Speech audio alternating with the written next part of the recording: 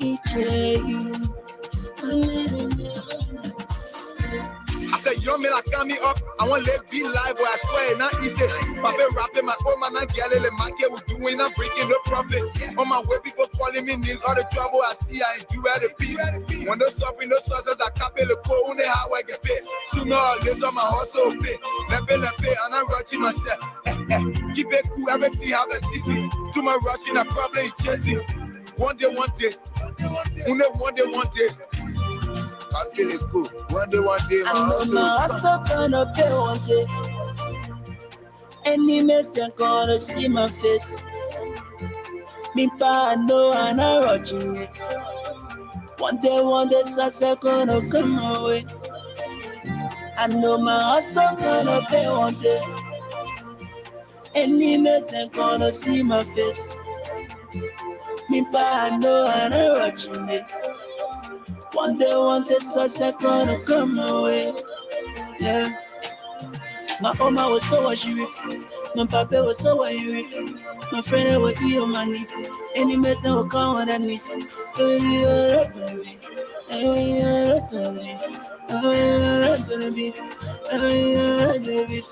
I on my way. I on my way. I on my way. I on my way. I on my way. I on my way. I on my way. I on my way. I on my way. I on my way. I on my way. I on my way. I on my way. I on my way. I on my way. I on my way. I'm on my way to this place and I'm looking for money. Looking for money, oh. Looking for money. I want me mama happy. Want me papa happy. Want me all my brothers and sisters to come around me. Hey, Papi le coup. Why you know hustle? Why saying the book by the Genesis? Shall come to pie, shall come to power. Why I feel never be working on Wednesday. In my love for the ma, in my love for the ma. All in the dark, all in the dark, all in the reach, all in the reach. All in the sun, my mama was so worried. No for air. My papa was so worried. My friend was your money. Any mess that will come on that knees. So I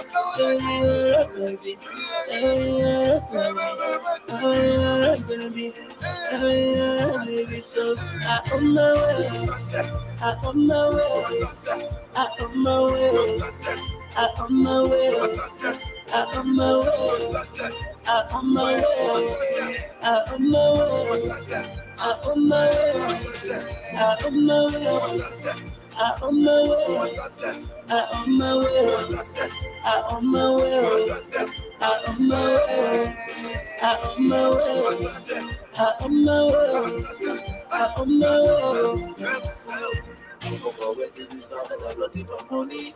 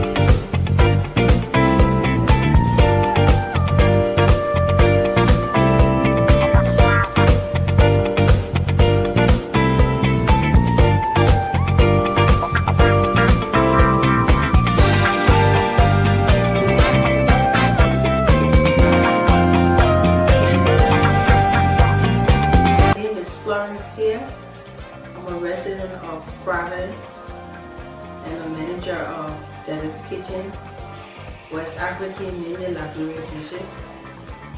How long has this business been in operation? We've been in business for about 5 years now. How has the cooperation of the community been? It's been pretty much supportive, not just Africans, but also our brother and sister of the African American community also been supportive, as well as other African and even other nationalities. So far, so good. We've been having a lot of support from different ethnic groups and different nationalities.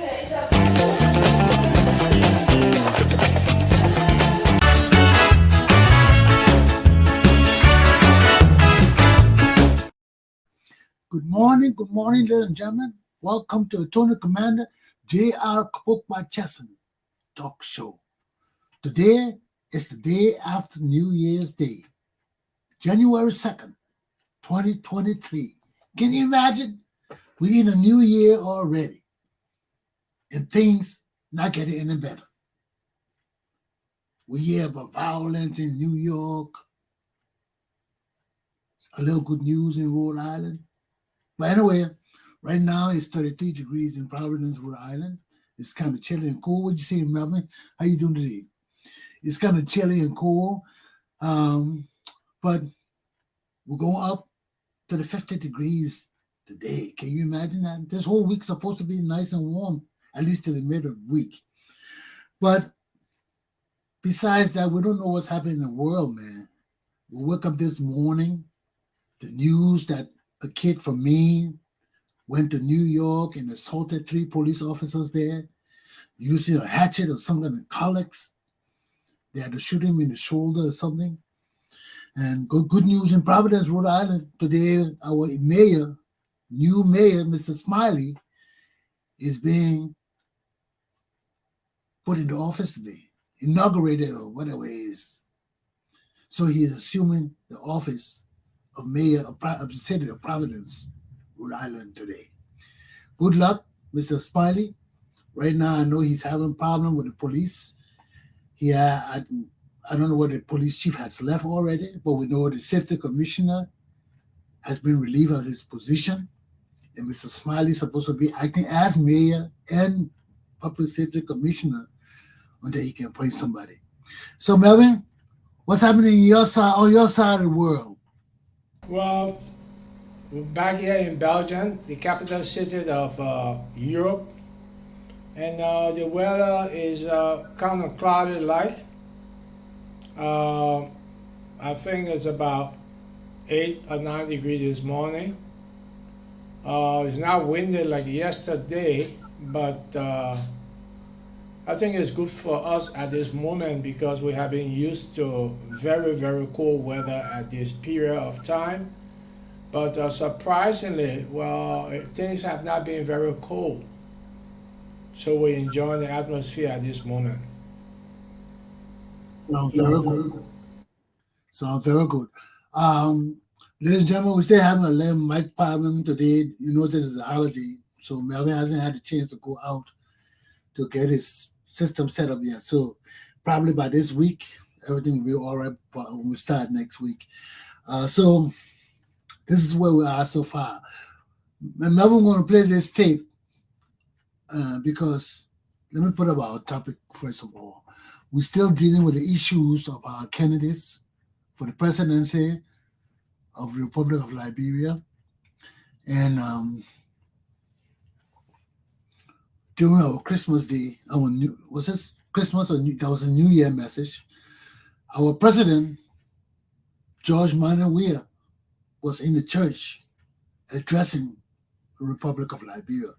So let's listen to him a little bit, talk, right, Melvin? Then we'll come in and you can start off with what you have to say. So let's listen to our president talk a little bit.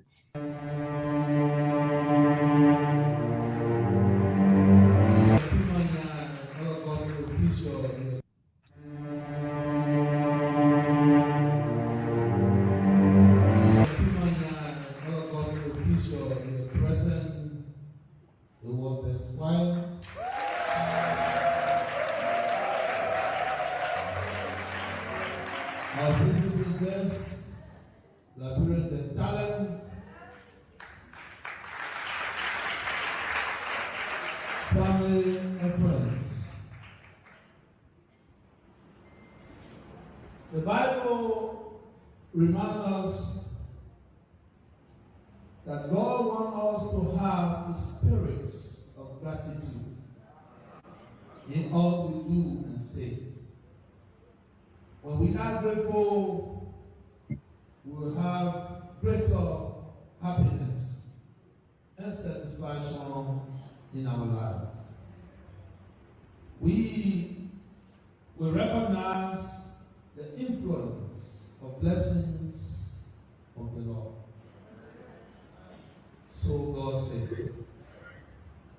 This evening, as we try to fly this flight, the theme of this topic, I'm pleased to let you know it's less of you, more of God. Hallelujah. While I was trying to put myself together, I was struggling between passages of the Bible and Simon, what have you. I came through and finally I found a message for this the day that coming. Less of you, more of God.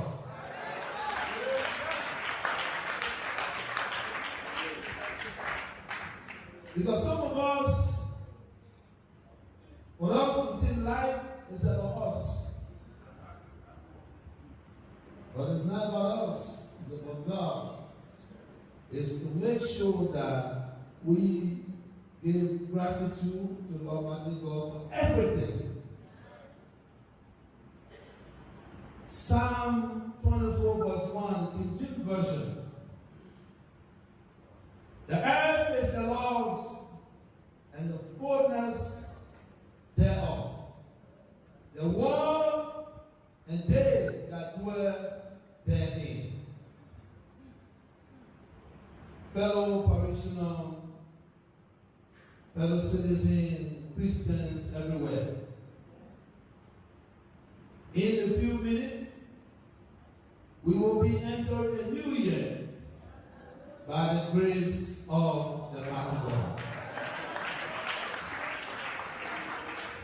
We have all been blessed to have lived through the year 2022. And as we prepare to begin the new year, I would like to draw your attention to what the psalmist David has written in Psalm 24 verse 1. The earth is the Lord's and the fullness thereof, the world and they that dwell therein. Hallelujah. Another translation puts Psalm 24 verse 1 in everyday English to say, the earth is the Lord's and everything in it. The world and all its people belongs to Him. So, do we believe that this earth belongs to God? And that everything in it, including all of us who live in it, belongs to Him? Do we believe that we are at the mercy of God through His grace? If our answer is yes, then why is it that we live our lives centered more on ourselves rather than on God?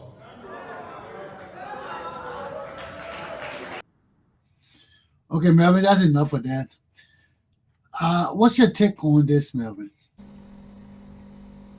Rodney, we come back to what I told you I've been thinking about 22 years ago, that our country is cursed. And I believe that the people are also cursed. This is a serious concern, and this topic needs attention. I think you brought up a good topic to be discussed for the Liberian people to know that they are living in a world that is not suitable for them spiritually. Liberia is cursed from many angles to prove what I'm saying. We'll go back into history where the people killed religious leader. We'll go back into history. 600 persons were murdered in the Lutheran church. We'll go back into history where Mother Duke was killed by those soldiers. And these are indications to tell you that no justice was served. No justice was served. After a month, everybody stopped talking about it. We went into war. After all the revelations, God didn't accept things, and He allowed us to do what we wanted to do. What happened after that? We went into war. The war lasted for so many years. We suffered. These were all signs telling us that we are on the wrong path. But we were not looking at it from a spiritual angle. We were looking at it from the physical world. And that's the world that has blinded our people, that they cannot make decisions and they cannot do things of their own. It just reminds me of when Moses went to receive the tabernacle up on the mount, the 10 Commandments. And he stayed there 40 days and 40 nights. He went through it. When he came down to bring the 10 Commandments, what did he see? The people were worshiping another God because they believed that Moses stayed too long in the wilderness and decided to worship their own God. Moses was so mad to the point that all what he has suffered for, the 40 days and 40 nights that he went up there for, what he brought down, he threw it on the ground out of despair, out of frustration that the people had gone another way. And what happened after that? What were the consequences after that? Everybody that were worshiping the different gods, it was when we start to speak and have our own tune. It was where I believe that the world got divided. It was where I believe the world got divided, where people were worshiping their own thing. And the 10 Commandments, Moses brought it to the world. He threw it on the ground. And the minds of the people got scattered. So this gave me a reflection of what Liberia had gone through. And these are indications of what happened in biblical times that happened in our present time in Liberia. But we didn't have that visionary mind to go back and think that these things are not right. We got a president of a country that went and built his own church and never addresses the people in 5 years. He never addressed the people on national issues. But when things go wrong, he goes to his church to give the message of how he feels about what the people problems are. This is awkward. I never seen this before during our time coming up. This is unbelievable that we have our leader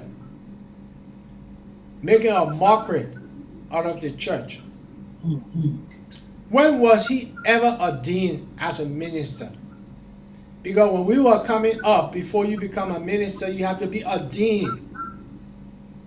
And everybody will watch that program or that ceremony with that belief that that person is going to come and be a good person, will be a person that will come and preach the word of God.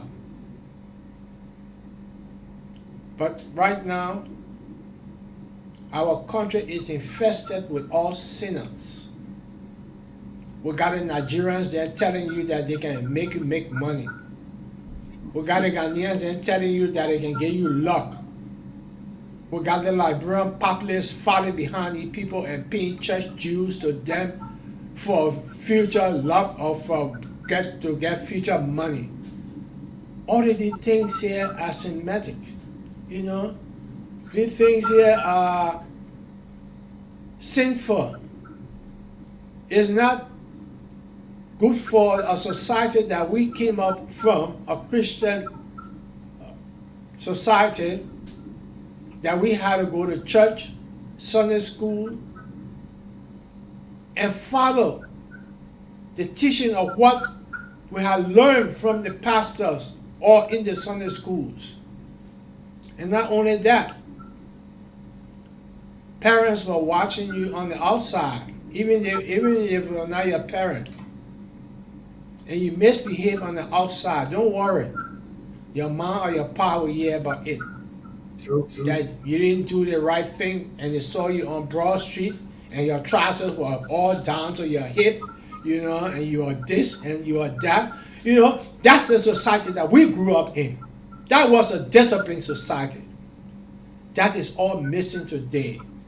And I cry for our country, I cry for our people. I cry for my grandchildren and the unborn that are going to come. You see, man, the part about it too, man, is that this is not good for our democracy. This is a sham. Of all the religions in our country, our president going to church on every occasion to address national issue is not good for our democracy. What happened to the other religions? Right now, the Muslims are complaining that the people at the National Election Commission showing them their disrespect. They're telling their women to take off their habib, whatever they wear over their heads, and do things that they don't tell other people to do. And they are saying, why you permit these people, other women come here dressed all kind of way, you don't say anything to them, but our women got a habib on their hair or whatever they call it, and you telling them take it off for what? Why are they taking it off? You see, and these are the things that generate because of the behavior of the president. Now, by going in the church, every issue you address of our country, you go to the church. What about the Muslims? What about the atheists? What about the Buddhists who don't feel it comfortable coming to the church? So you mean you leave all those other people in our society out time and again, time and again? This is asinine. This is a national security risk. How can the president put one religion above all the other religions in our country?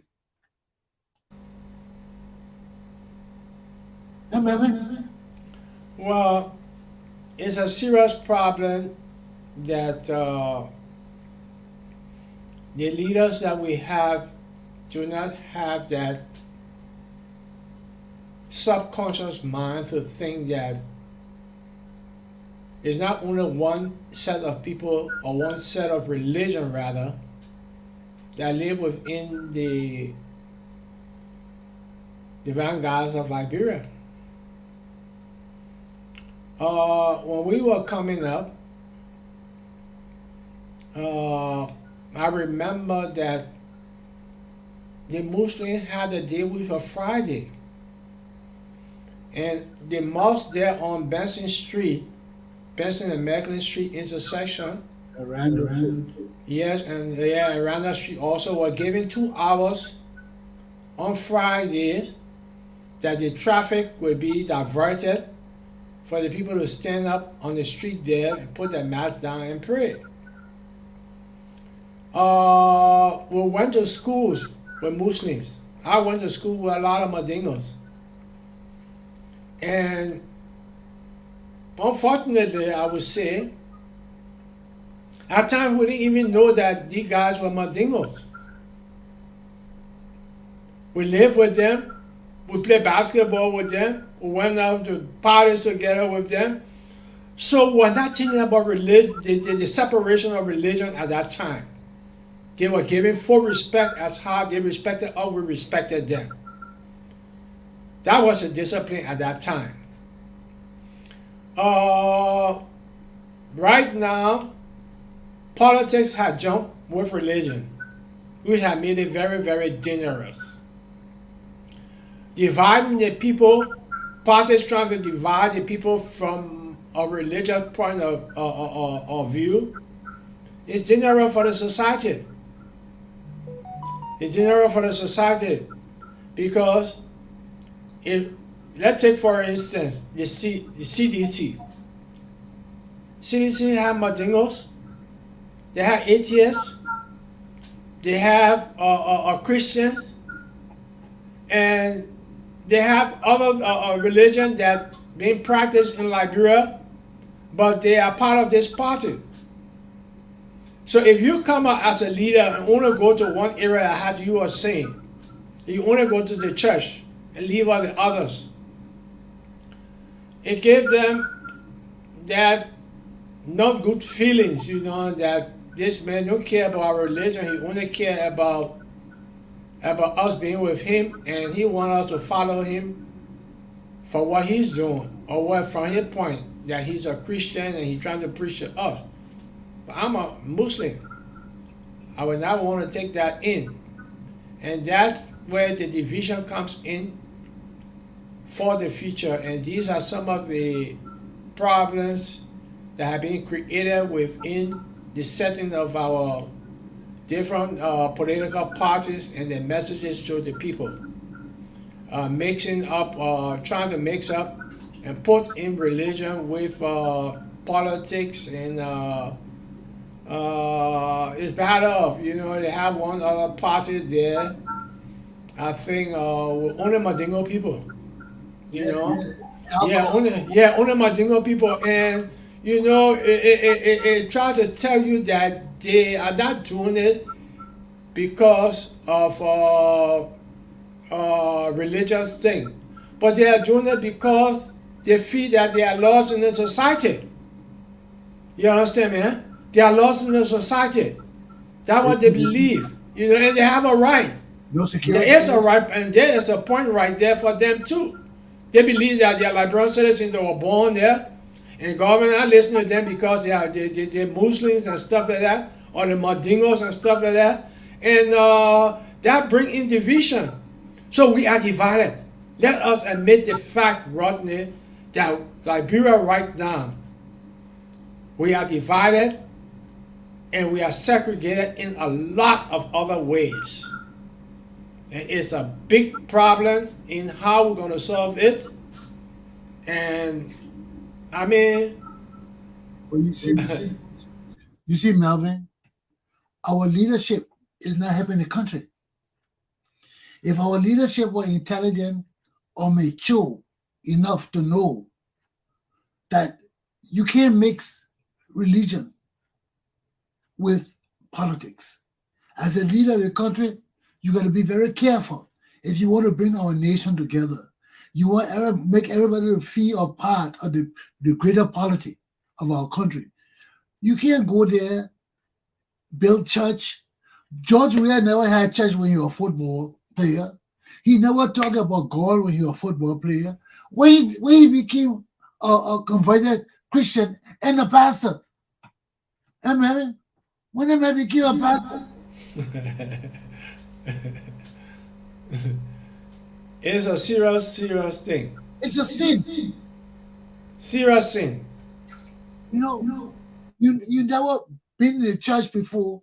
Nobody saw you ministering to anybody in our country before. All the time you've been playing football, you've been running around.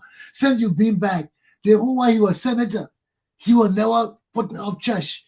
The whole while he was in Liberia, he never did church. All of a sudden now, you president, a church is a significant thing for you. You can't talk to our people without going to church. This is sacred sin. This is evil. It is taking away the secrecy of our church. You know, the Christians got to stand up against this man. Yeah, Rodney, this is blaspheming. You know, and the people in our society right now don't even know the meaning of it. You know, if they have gone to school at our time or have gotten that kind of discipline that we had, we never dare to say you're a pastor, you go to preach when you know, you know, you don't even dare to, you know. But right now, it just open up anybody. You know, you got a group of people, just imagine you got a cherry squad into a church. That's the first discouragement of that particular church. If I happen to go to any church and I see a cherry squad there, I leave it because I know it's fake. It's fake. And that's why our society has grown into. They are so vulnerable mentally that these people use religion, you know, as a way to get into their minds. I'm a pastor. You know, don't do this, don't do that. You cannot think for yourself. You see the vulnerability right there? Yeah? You can't think for yourself? Not only that, they're playing on the gullibility of our people too. The illiteracy, the ignorance of our people. Because our people believe in God. They believe that their pastors are the link to the God, to teaching them about the Bible. You got a man like George Weah. George Weah doesn't even understand the Bible. This man is so ignorant. He doesn't understand the Bible. Look at George Weah reading the Bible. George Weah can't even read passages of the Bible. You got this ignorant man. Totally ignorant man. Totally ignorant man. He can't even read a regular book, a high school book. He going to teach people the Bible? A man like me, I don't even understand it. I still fighting. So I read the Bible, I got to read it passages 2-3 times sometimes to really grasp what Jesus is trying to say or what the prophets are trying to say. You got the ignoramus going to church, talking about he understand the Bible. Joe Weah cannot even talk to us as a president. Then he going there, understand the Bible. You know, Ronnie, these are reality. We are not talking because we dislike George Weah as a human being. George Weah is a friend of mine. But it has reached to a point that when you try to go into the spiritual aspect of our people, that which is the last that they have to handle for themselves. You go inside that to destroy it, you know, and mislead them. I would take a stand on that. The fact remains that I was brought up differently. Mr. President. And the discipline that was instilled in me at that time is a discipline that got me going today. I went through the war, Mr. President. I never left the country. I was one of those that was unfortunate to leave Liberia during the war. My last settlement was in Greystone. So I'm not talking from the point of view that I was out of the country and I don't know much what happened. I suffer. I suffer. And I survived it. So when I see these things, I know what we went through. I know the suffering we went through. That's why I'm saying we are cursed. The innocent people that died, nobody had come to talk for them. Nobody has set up nothing as justice to have these people here feel satisfied spiritually within themselves. And Melvin, even the war crimes court, people fighting against it for justice for our people. But yeah, these are some of the things that I told you that everybody is speaking different tunes. Rodney, after they sit down and really think that we are cursed in the sense of what I'm saying. Everybody is speaking different tunes. Just imagine political parties go together, at the end they're fussing. Nobody got the same talk in every political party. The citizens on the street who's suffering, they're supposed to go to the suffering rally. They split out. They got different thoughts. The market women who are suffering, they say they're looking for money to send their children to school. When you go and you have a random sample of the talk, it's completely different. Our country is cursed and the people are cursed. There is nothing that we can do or say that will unite the people at this moment. Why? Because we have nobody that will come in with that spiritual feeling or that discipline within them to see the plight of the people and revigorate some kind of hope for them for the future. It's hard, Rodney. Everybody coming in, they want to be president. Everybody coming in, oh, I will do this, I will do that. But they have not gone into the mind or thought about how to go into the minds of the people that have been suffering mentally for many years.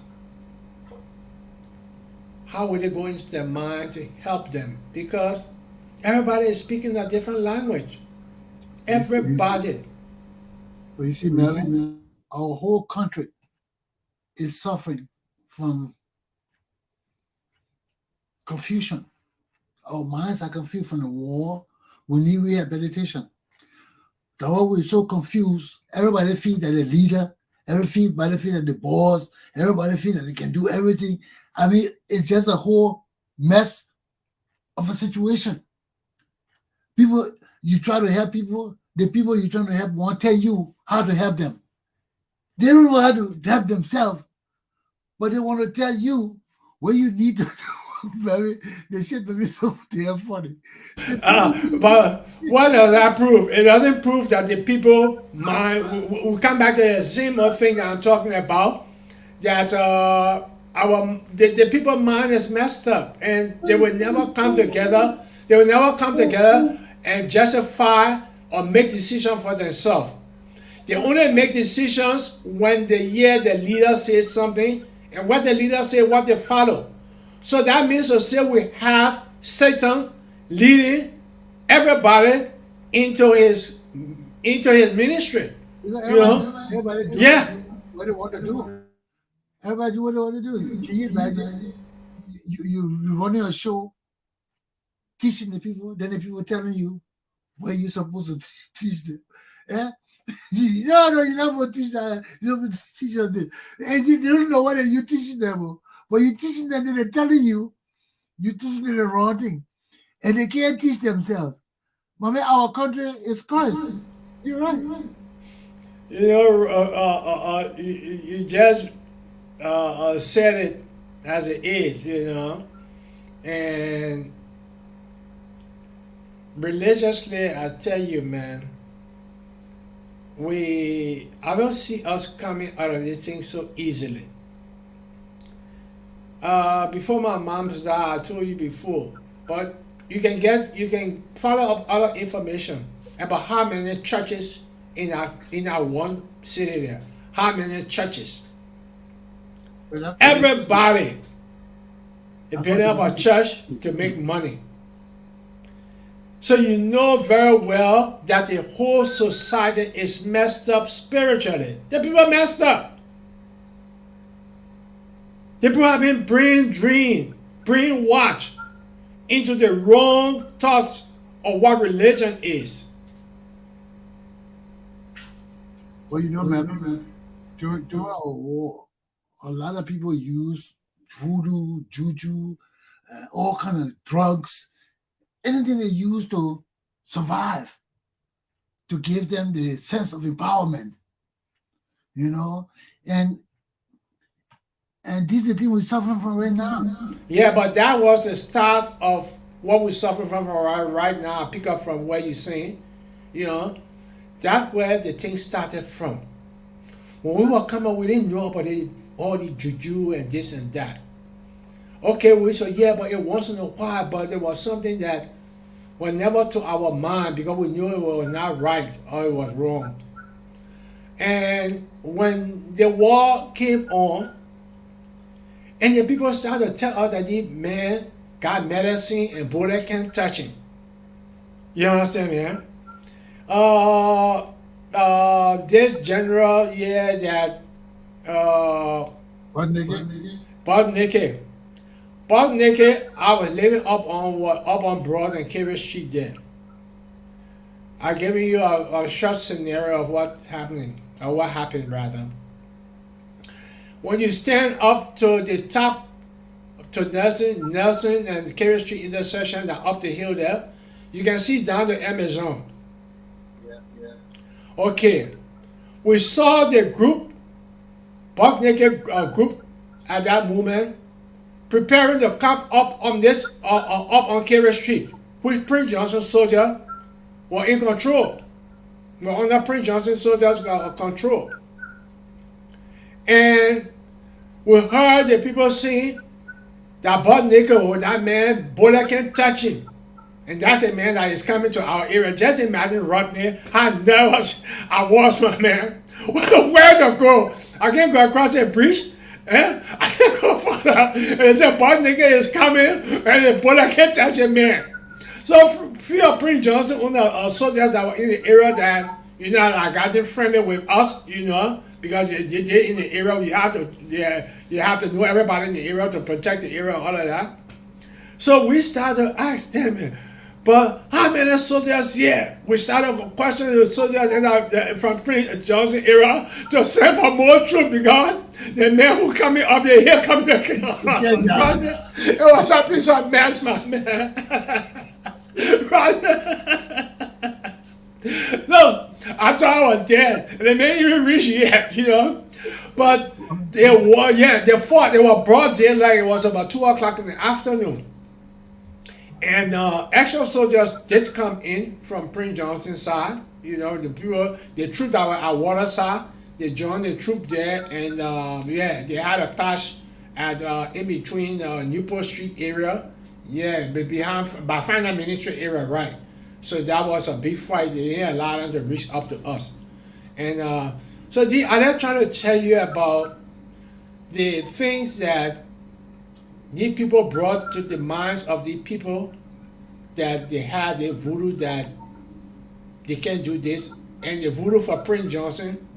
They said bullet can't touch Prince Johnson. When they're shooting him, he can be doing like this, and all the bullet can be shaking out of him.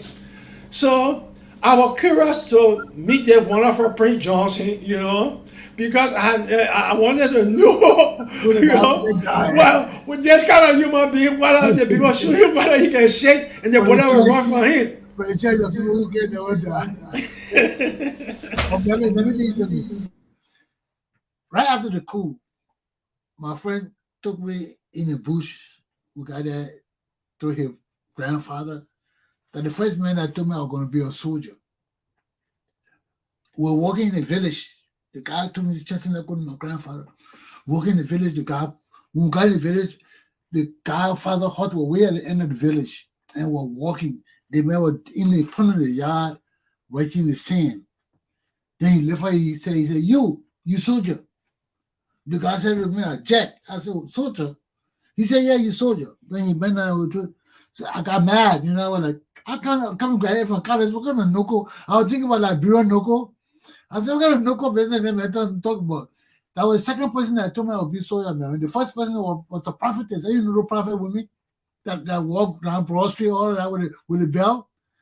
Remember, I was passing by one of the women just caught my hand. She just caught it at this. She said, you're a soldier.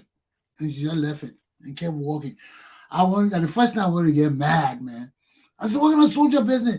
Then when I went to that man, the man caught me, he looked at me, he said, you soldier. I said, what? Then the man told me, let me bless you. Let me wash you and shoot you.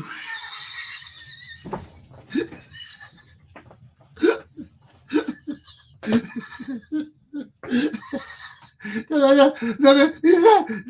let me wash you and shoot you. I said, what? The test is a different shit, my brother. No, I've been hearing from the woman all about you trying to tell me you got me to test on my thing. I believe it. Now it go back to Prince Johnson.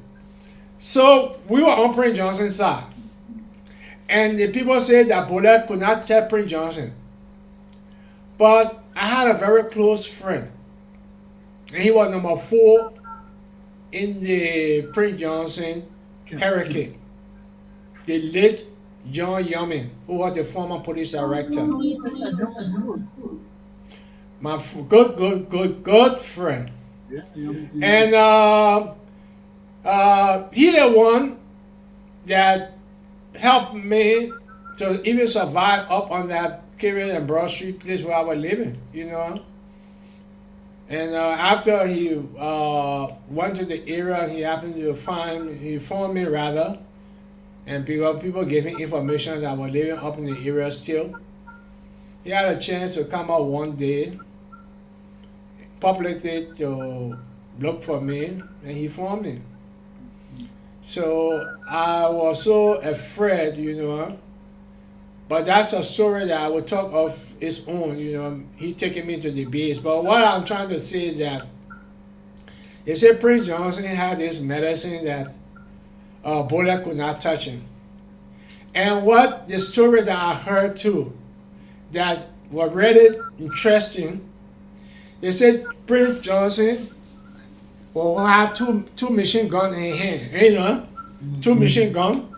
On the side, he got 2 pistols on the side, and at the bottom, in front, he had 2 pistols. I thought of a Rambo, you know.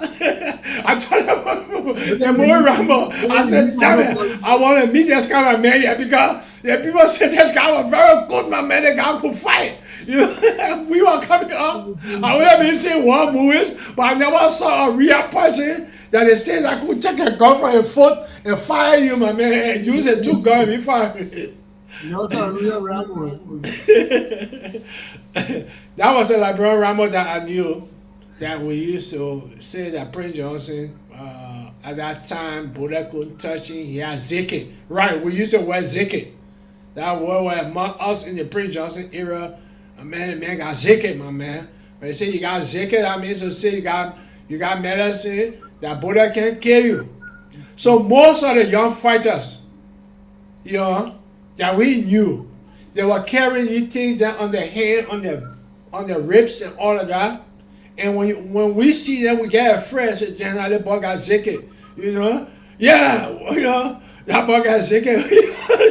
But man, we just get frightened naturally, you know? So it was another defeat. Even when you hold gun, you feel defeat that when you stand with the people there. I told that Papi, I said, Papi, it goes on my dad, let me die. I can't just shit already in left there. I want live for. People just shooting me, I can't die there. I can't get anybody. I can't just shit in left. I want live for.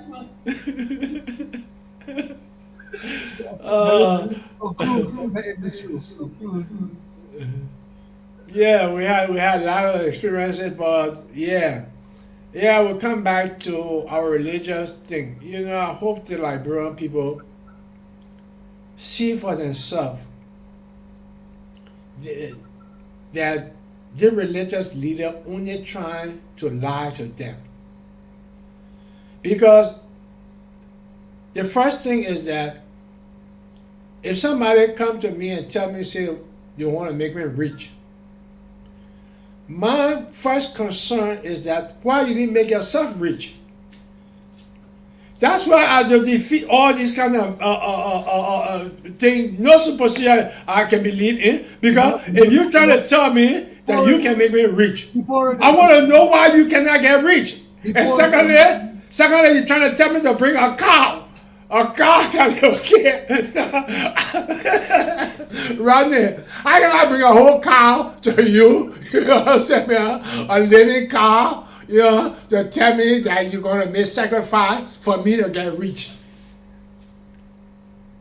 Now, you can tell the mental state of our people. Our people are drowned into sin, drowned into mishap, into wickedness, hatred. We're drowned into it.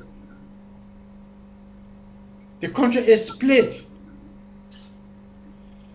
A minority are the good ones. And that problem might be only 10%. The country is infested from the little kids that go out there to sell. They got some kind of trickery idea, Yeah, so the society has been built up from there. So just imagine that a child gets to be 20 years old and he started about 8 years old in master selling, or he started learning how to do trick in the street to sell out cornbread or sell out color. You understand me? He had to learn all kind of that trick. That man got 24. What do you believe that he's going to do? The whole night he's just going to be learning how to trick. You even put him in the office. Yeah, He infested already. He infested with that mindset of trying to do something different. They make an extra. So we are damaged. The society is damaged. And how to get out of it?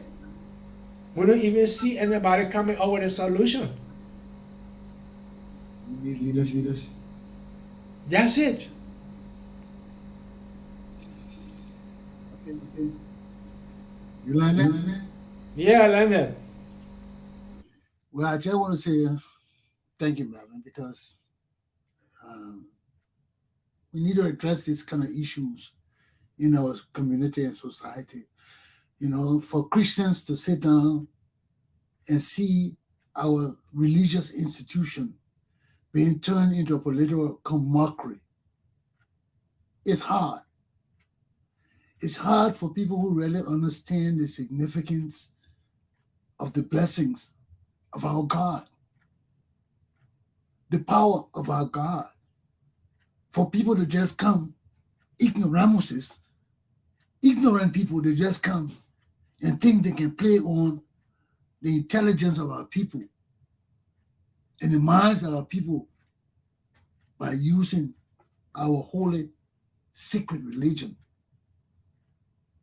It's asinine. It's intolerable. It's unacceptable. And this is why we have to appeal to the Liberian people. You can do what you want to do to us. But when you play with our God, that is beyond anything that is secret to us. That is the most secret thing to us. And when you touch our God and you try to mislead our people and turn our churches into arenas to chair the president, all that kind of thing, it brings us down to sin. It makes our whole nation sin. And this is intolerable. So we are appealing to our people, man. Enough is enough. As Christians, we've got to stand up and defend God's holy church. And to see this useless George Weah go into our church, trying to interpret the Bible Because George Weah can't read the Bible, he's not qualified to teach the Bible. So he's misinterpreting the Bible. Even if he reads it and try to explain it, he's not qualified to explain it. People start with Sunday school. That way we start, people were teaching the Bible. You want to teach the Bible, start with Sunday school. Then you elevate yourself to the seminary to become a pastor. But you can't just come from Sunday school and jump in the pastor booth. You even go to the Sunday school center. George Weah didn't even do Sunday school. They make him even teach Sunday school. He jumped in the church to teach the congregation. This is a sin. And we rest our case here. So until we meet again, we hope that our people will take this very seriously. Because if it wasn't serious, we wouldn't take this time to take 1 hour to talk to you about it. You got something else to say, Melvin? I think you said it in the right direction. We pray and hope that Liberian people start to realize that direction and then know what is right and what is wrong. That they will be able to make decisions for themselves, especially with these different churches and the different pastors that completely robbing them, I would say, of future things that might happen or should happen for them. I think they should start to think twice about it. All the people are 419 people. That's it. Thank you. Thank you for the time. Ladies and gentlemen, you heard it here. That's our show for the day. We see you next tomorrow, and have a good day. Melvin, I hope everything is set up for you tomorrow with your mic so we can get this show going on good. Take care and govern yourselves accordingly. Have a good day, my people. Let's get it on and get it out of here because Attorney Commander J.R. Cummings Chesson got things to do today. And if you're not hanging in there, get off the train.